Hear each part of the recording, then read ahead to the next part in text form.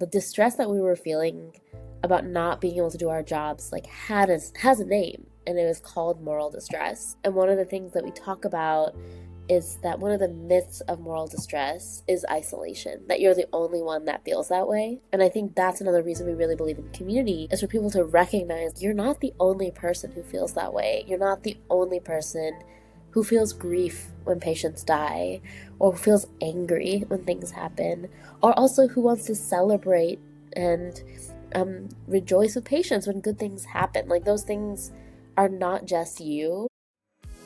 Welcome to Scrubs Unzipped, unveiling healthcare's hidden passions, the podcast where we pull back the curtain of healthcare to reveal the extraordinary stories, passions, and struggles of our healthcare heroes. But we're not stopping there.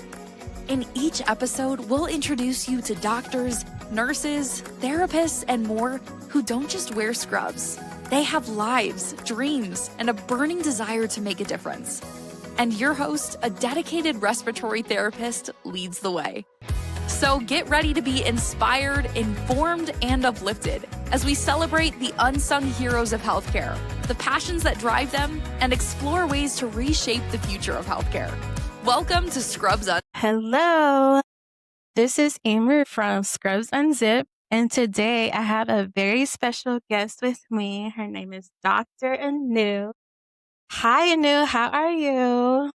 I'm so good. So glad to be with you today. I'm so glad that you get to spend time with me and the audience today, and I can't wait to dive deep into your story. Thank you. So tell me about how you became a doctor. And Cool. Yeah, happy to share a little bit about kind of our journey. And of course, it always seems so much more linear when you tell it, even though it's always so ups and downs. yeah, much harder and less straightforward. But yeah, I think for me, I've wanted to be a doctor from a pretty young age. I have a lot of doctors in my family, and I think it felt like this very clear way to help people, which was the thing I knew I wanted to do. And so I had that very clear justice orientation from a pretty young age, and ended up in an 8-year medical program where in college I had the opportunity to make sure I had good enough grades, and then had kind of an acceptance into medical school. And so that allowed me some freedom while I was in college to explore a lot of different other interests aside from just science. And so I got to be really involved in the interfaith movement, get to do a lot of different kinds of community service, and all that really reinforced my commitment to wanting to pursue a career in healthcare. But when I started medical school, I started pretty quickly realized that the ideals that brought me into medicine and into healthcare were really not reflected in the way that people treated patients, the way people spoke about patients, how people treated each other in the healthcare system.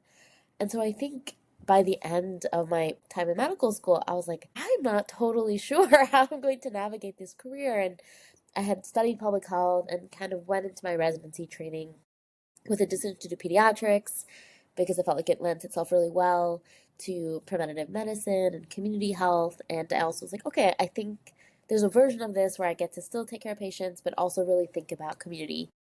And when I went through residency, the next part of my training, I was starting to feel like it was even harder than I realized to practice medicine in a way that I felt like was really relationship centered, where I really got to spend the kind of time with patients that they deserved. And I was witnessing a lot of inequity in the healthcare system, like definitely seeing patients not receiving the same kinds of care. And I was just really angry, and I didn't really know where to put that. And when I graduated in 2020, I was just really questioning, is there a way for me to be a doctor that's still in alignment with my values? And So you graduated in 2020? I did, Oh my God. So it was a really interesting time to start my career as a doctor, and to really figure out, can I do this? What does this really mean? Is there any way for me to do this that's in alignment in my values? And also there's a global pandemic, and so the field of healthcare has been fundamentally ruptured for everybody. So it was definitely an interesting time to practice and start working, start caring for patients on my own, kind of leaving the comfort of residency and also kind of figuring out existentially, can I do this job? So what was the motivation for you to start? You are half of the co-founder of Introspective Spaces. Can you tell me more about that?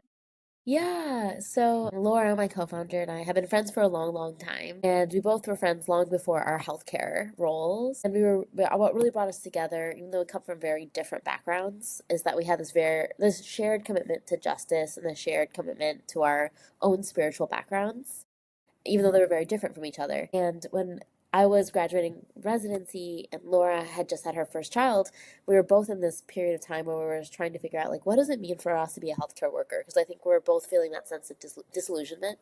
Yeah. And so we reconnected and decided to become accountability partners with each other and just met every quarter. And we were like, how do we figure this out? Like, is there a way to be in healthcare, but also to do it in a way that feels sustainable to us and the values that brought us into healthcare? And in March 2021, we had this idea of like, are other people grappling with these same questions? Do they want spaces to really talk about like some of the things that we don't get to talk about in healthcare culture? So we held a virtual retreat in March 2021 for healthcare workers across the country. And we did Lectio Divina, which is like a structured poetry reading. We did narrative writing. People shared in community. And we had this like really beautiful space with chaplains and nutritionists and doctors and nurses like all in community together. And kind of walking away from that session, we were like, wow, this is really beautiful. And also, why does this not exist in healthcare?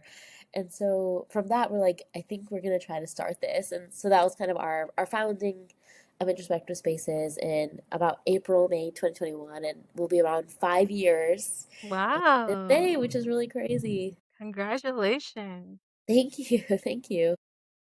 And then, so I know you use the artist way as like a collective for healthcare workers. Like we go through the 12-week process together. Can you explain more about that? Yeah, so in our first couple of years, we focused a lot on like what we called contemplative practices, like practices that really slow you down and help you reconnect with yourselves. And what we realized actually that one of the contemplative practices that resonated with so many of us was creativity.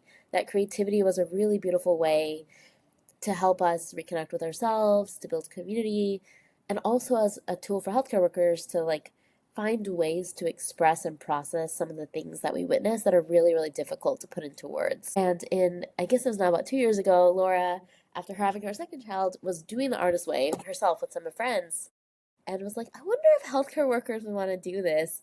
And so when we started this, we genuinely had no idea if anyone would be interested in it, but we're like, let's just try it. Like maybe this would be really fun for people to like do this in a group, in a community, have people witnessing each other. And now we're about to be on our fourth cohort, which is really crazy, but it has become this really beautiful way for folks to build community across healthcare disciplines, outside the healthcare institution, and to really think about what role does creativity have in healthcare, not just for like making art, but also for our own sustainability in the work. Yeah, because I was in the last cohort and my group was so awesome. Like we met every week, like, the weeks that we could meet. And like I just felt so close and connected and they were like rooting for me and I was rooting for them. So it really brought a sense of community and thank you for inviting me and I just wanna know, like, what type of people would you want to be interested in, like, being a part of your introspective community?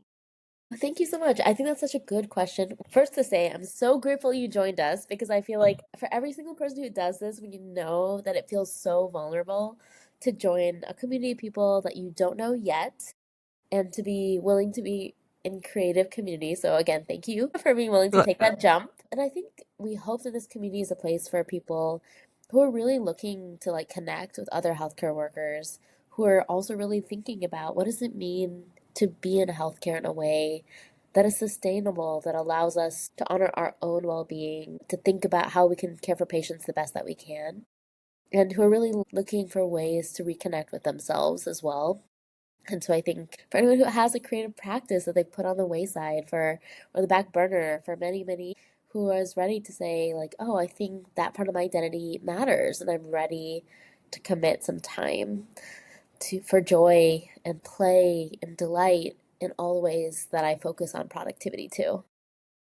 Yeah, and I like when back in 2020, I also went through a mental breakthrough. Through that process, I really had to learn how to take care of myself and take care of my mental health. And I did a lot of research, and there wasn't a lot of resources for healthcare workers because, like, COVID just started at that point. It was still new. So people were just like, you have a mask on, you wear scrubs, that means you're a hero, but not many people know like what the cost is to be in the healthcare system because we are healers in a sense, but sometimes there's so much red tape and you talked about the disparities of Mm. different locations and different people. So I really like having a space where I can be creative and be myself and also add that as a part of my practice when I see my patients. What do you bring to your patients now that you've had this creative space and this created creative community? Yeah, thank you. That's such a good patient question. I guess I didn't share. I am still a practicing clinician, which I'm very excited about. I just hit 5 years this past July, Okay. which I never thought I would make it. I'd still be practicing, but I love what I get to do. This is where you and I have some overlap. I'm Yeah. the pediatrician in the delivery room, and I love getting to be in deliveries and getting to be a part of that. What creativity has really let me do is I think it constantly challenges me to not accept the way that things are. And so I work in a county system, and there's a lot of bureaucracy and a lot of very much like this is how we've always done things. And I think creativity, for better or for worse, makes me relentlessly pursue other ways of doing things. Like I'm very, very committed to the third option. If I am like, no, a patient needs X, Y, and Z thing, I think creativity helps me really think out of the box and find ways to help people with the resources that we do have. And I also think it gives me tools to grieve and to be able to process some of the things that I witness because so much of what we witness is systemic injustice and things that we cannot do anything about. And we do the best we can when we're in front of patients, but I think that's a really painful part of the job is that there's a lot of harm that happens to people unnecessarily because of structural issues. And I think creativity gives me a place to put a lot of those feelings, whether it's now through pottery, which is my newest art form, or music, or thinking about ways to be in community, like whatever those things are, I think it offers that space that's a little bit outside of my healthcare role to know that I have some place to put those things. Yeah, and what would you say to like other healthcare workers who are watching and they're saying like, I don't have time to be creative. Like I work 12-hour shifts, I work 24-hour shifts. Like how do you find the time to actually like be creative and take the time out for yourself? Yes, I think time is our most valuable resource and also the one that feels the most scarce. And so I think that's something we really do deeply empathize. I fully understand a clinician and a parent, and it does feel like time is so challenging. I think what I tell people is that kind of our hope with the Artist Way for healthcare workers, or even if you don't do it with us, if you commit to any creative practice, is to really focus on the idea of progress over perfection. That we have so much, we place so much pressure on ourselves to do things with such precision in our healthcare role. And of course it matters because we are taking care of other people's lives. But sometimes that perfectionism can really come into our own personal life. And so we feel like, oh, if I can't commit a full hour, if I can't commit 5 hours a week, or whatever number we've decided, then I shouldn't do it at all. And I think what we really want to encourage people to do is find whatever version of creativity works for your life and start there. For example, in the Artist Way program, do as much as we can within the program to make it extremely flexible for healthcare workers. Like there's drop-in groups, we summarize the book and everything. But I think we also really talk about like even 5 minutes of time dedicated to your own creative self is worthy. Like that in itself is moving you along that journey. And so even if you don't have an hour to give, if you have 5 minutes to give, that's enough. And who knows, like 5 minutes every day can become 10 minutes every day, and all of that stuff matters and accumulates over time. Yeah, it definitely matters. And I'm learning now that when I take care of myself, like when I invest time, money, or anything into myself, I have the greatest reward. Like I'm my Yeah. own best investment. And I feel like if I use the time that I have and I invest wisely, then I'll be able to reap. And I just told you that I have some great news. Yeah. Scrubs Unzipped is officially trademarked. So excited. So it is really exciting for my brand, and it's just one of the things that I invest in myself, and I really believe in Scrubs Unzipped because I feel like my motivation for starting this podcast was because I wanted to learn more about how healthcare workers spend their lives outside of the hospital. Like Yeah. it's more like your scrubs is unzipped, like your mouth is unzipped so Yeah. that you are able to share your truth and share like your passions and everything. And I just believe so much in this. And, you know, like the perfection thing, I have not been consistent. Well, I have been like dredging on with like how I want everything to be perfect and like my background and all the lights and everything. But I think one thing at a time. I started in 2024 and I've had like over 100 subscribers on YouTube and I've had 10,000 views and it's just been me, myself and I doing all the Yeah. work behind the That's scenes. huge. Yeah, so I'm very excited about the future, especially with this trademark. If you don't know, like it took like about a year for me to get Wow. the official paperwork and stuff. And I had to pay up front. Yeah. So it takes a year and you have to pay up front. But what else are you doing? Like you said you talked about the pottery. Like how did you get into that? Yes, so I have to credit my friend Alana, is another pediatrician, also did Artist Way with us last fall, who is an incredible ceramicist, and we slow low-key agree that if she were to do Artist Way with me, I would do pottery. And it was great because I've been wanting to do pottery for a long time, and I was like, you know what, let's just do it. So I did 2 rounds of wheel throwing, which is like on Yeah. the actual wheel, and I was so horrifically bad. And it was hard to be so bad at something, but also Yeah. good, humbling. And this round, I'm doing hand building, which is just like not on the wheel, just playing with clay, which has been so fun. So I've really, really enjoyed just doing something hands on that I can't be that serious about. Like, there's no Hmm. way for it to be like perfect or good. So that's been such a good creative practice for me to That is so really try. awesome. Like I paint and I sing and I do graphic design. I do like a lot of stuff.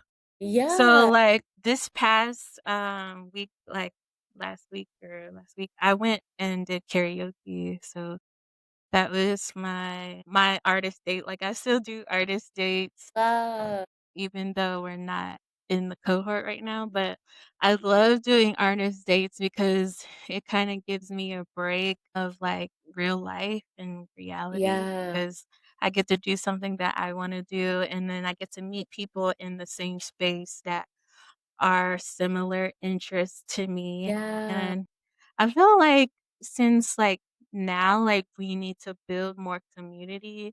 Like, can you tell me like why you believe community is important? Yeah, totally. So I think when Laura and I started Introspective Spaces, I think we felt like so much of the wellness efforts in healthcare were so individually driven. And I think we both were felt like, oh, this is why, like when people do pizza parties or mindfulness apps or yoga classes, that even though those things individually can be really helpful, the fact that they're so individually oriented and don't acknowledge the health of the collective or the ability to be in community with each other, that it felt like very hollow. So it's kind of ignoring the point. And we realized just being in community with each other and being able to like witness each other's stories, hold space for each other in community, like even if we could do nothing else to fix the situation, that presence with each other is so healing. It helps us feel that deep sense of understanding and also gratitude to be known in all the complexity of who we are. And so we think that healthcare well being is communal. Like there's no way to really do it in a way that's just individually focused. And I think that's the tension, right? Like as individuals, we do have agency. And I think finding ways to optimize agency is really important because otherwise we just feel helpless and feel like nothing will ever change. But it's also that both and that you can think about the things that offer you agency, but to do that in a way that's supported by community allows you to sustain so much more and to know that even if we don't feel like in our healthcare jobs, we get to heal patients and like do the things that we wanted to, that we do have that capacity to hold space for each other. And so we think a lot about like what if humanizing healthcare begins with humanizing each other and really breaking down the silos that we have between specialties in healthcare. Yeah, and I also was thinking like community helps with accountability. Like Totally. when you are accountable to someone, like just like when we were meeting our groups, like they're saying, I can't come today. Oh my God, I'm so sad. I gotta miss my group this week. Oh my God. They put me on the schedule to work. So it's kind of like it's like the FOMO. Yeah, And you're like, "Man, I gotta make sure I'm there. I gotta make sure that I do my morning pages so that I can have something to talk about." But it's just like, I know, like, we are in a different time right now. Like, it seems like every 10 years or something that we have to deal yeah, with. And I believe like having community helps you, keeps you resilient because like totally. when you are alone in no man's land, you just like starve and you're like the person who's on the island all by themselves. It's easier to have a community of people to build with than to build on your own. And that's why I believe in community. And thank you so much for coming on. I know you're like a busy doctor. I'm so glad to be here. And the only thing I'll add too is I think one of the things that Laura and I realized when we were having conversations with each other is that the distress that we were feeling about not being able to do our jobs like has a name, and it was called moral distress. And one of the things that we talk about is that one of the myths of moral distress is isolation, that you're the only one that feels that way. And I think that's another reason we really believe in community is for people to recognize like you're not the only person who feels that way. You're not the only person who feels grief when patients die or who feels angry when things happen or also who wants to celebrate and rejoice with patients when good things happen. Like those things are not just you. And so I think that's one of the resounding messages that we want to share with people is that moral distress impacts everybody. We all experience that in the healthcare system, but by talking about it, by naming it, and by being in community together is how we foster moral agency and how we really think about how do we find ways to organize as a healthcare system, as a healthcare worker community, to also fight alongside patients to build the healthcare system that we want. Yeah, and I definitely believe in community and even with the moral distress. Like I wrote a book about the Dragon Slayer's Guide to Healthcare. Like during all my research and stuff, I just felt like I just want to put all my research and all my thoughts about healthcare like in this one book. I did, and, like, through my research, it's, like, talking about moral injury and burnout and all those issues that I didn't wasn't there's no class in healthcare that taught me that, like, there's Yeah, anatomy and physiology, there's the sciences, there's lab, but no one had ever talked to me about this. You may feel this way if someone dies. You may feel this way if you talk to your upper managers and they drop the ball. Like, how do you deal with that distress? totally. And I just feel like we like this generation, especially the generation of healthcare workers who are coming out after COVID, like they are more aware and they're more verbal. Yeah, They're like, we ain't working overtime. We ain't working mandatory overtime. We not putting up with this. And they are using their voice, and I support them because I've been in healthcare for 14 years. I've just like this, like the difference because nobody really talked 14 like a decade ago about burnout, or they never really totally, talked about their mental health or how they feel. It's just like go go go go go, like you never had time to think. And I feel like the next generation of healthcare workers have so much more voice, and I'm so glad that they're using it. So totally. what would your advice be to healthcare workers who are coming up and they're up and coming? Yes, it's a good question. I'm actually giving a talk next week for medical students, so Okay. it's something I've been thinking a lot about and have been really thinking about. Like, if you're starting your career in this political moment, which is a very, very painful time in our country's history, one of many, I think I would encourage people to really think about, like, what does sustainability look like for you? And to invest in those support systems as early as you can in your training. And one of the things we talk about is how do we build an ecosystem of care? So you have people, you have practices and places that can ground you. And there's an incredible designer whose name I'll send you, Catalina, who created a beautiful kind of illustration that we use for our exercises on this. And we think a lot about how do we talk honestly about the state of healthcare while also recognizing that healthcare is made of people and people are able to change. And like we as healthcare workers collectively are able to mobilize and are able to push for the healthcare system that we want to build. And so kind of holding that space for the both and like building the personal community and practices that sustain you, and also being part of groups and communities that are putting in this generational work of kind of building a new healthcare system. And to know that you're not alone, that people in every part of the healthcare system are really feeling the challenges of this moment. Yeah, and um when you were saying that, I was thinking like knowing all that you know now, would you still be a doctor or would you have chose a different career?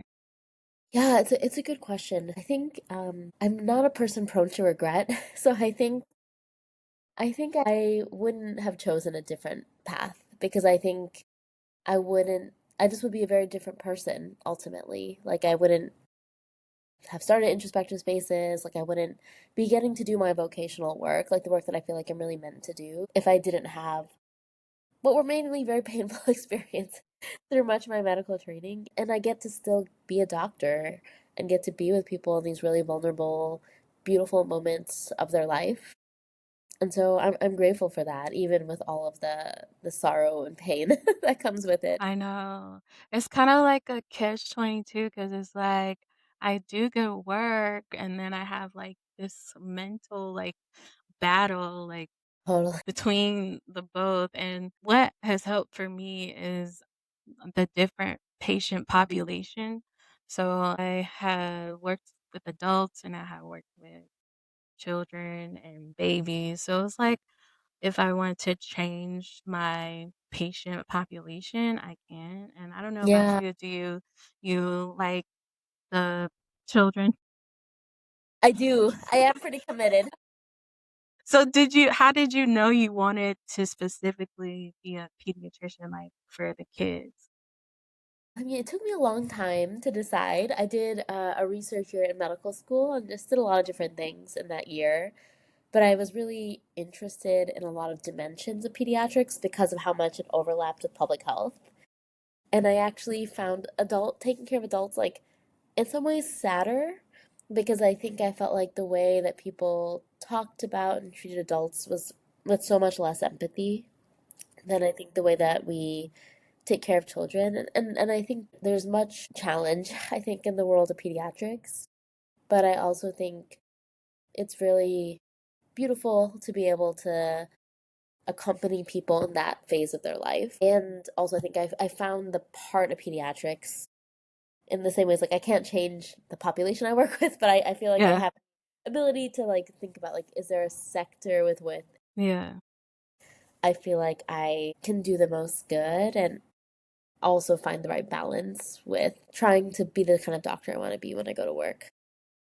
I know you have a son, right? And he's about 2 years old? Yeah, Yeah. How like, when you see him, like, do you hug him more, like, because you take care of these sicker kids? Like, do you for just sure. I yeah. feel like everything about being a parent is humbling, and I feel like I just never take it for granted. I think you just can't, I think. And it's also one of the reasons in Artist Way we have a parents group specifically, because I think there is something really unique about being a healthcare worker or parent, having to hold the suffering that we witness and also to come back and be very much in the Yeah. grind of parenting, to feel both gratitude and chaos, I think, I at know. all times. That is, like, amazing. I don't know if I could do it. I don't think I could do it. I call my books and all my activities my children instead of an actual child. And think people have pets too now. I Totally. believe, like, taking care of something or doing, like, a project is it helps me focus and it helps me because I have, Yeah. like, something exciting that I'm working on.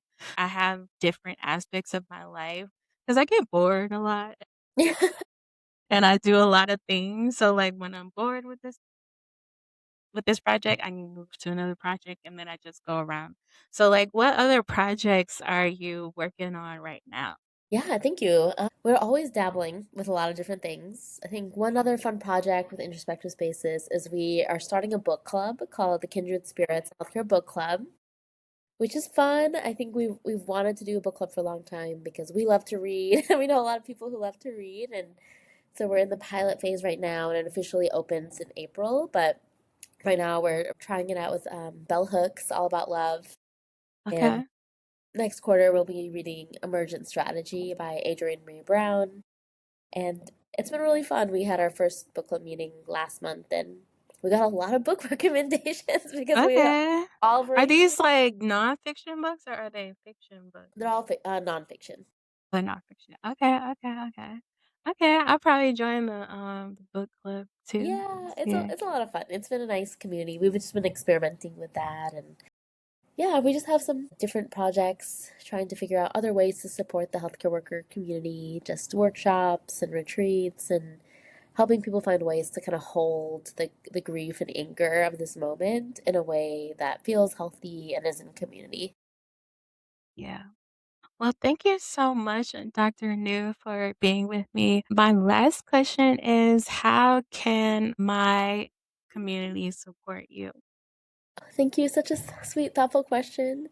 Well, I think for us, would love for you to share our work at Introspective Spaces with any healthcare worker that you think needs community or is really interested in connecting with folks who are also really thinking about some of these bigger questions of like how do we navigate this healthcare space with sustainability. And if you know any healthcare workers who are really interested in creative community, especially in the Atlanta area, but all over the country, would love for y'all to join our Artist Way program.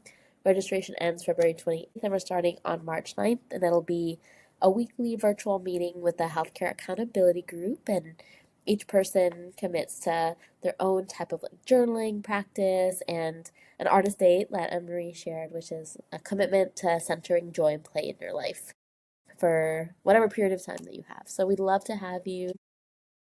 Yeah, please feel free to reach out anytime if there's anything we can do. Awesome. Well, thank you so much. I'm so happy to support you and Laura and the whole Introspective Spaces team, and I'm excited. Thank you so much. And then is there anything that you're excited about, Anne-Marie, that you'd love Oh, to share? well, I already shared I am going on a trip Ooh, in a few days. I'm going out of the country, so my it's gosh. it's gonna be so I'll make sure I have this episode uploaded before I leave. But yeah, I'm really excited and I'm packing up. Like I planned a whole year for this, so Wow. I'm really excited and just I'm hoping for nice weather, but I'm excited. I'm excited for you. You deserve it. Thank you so much.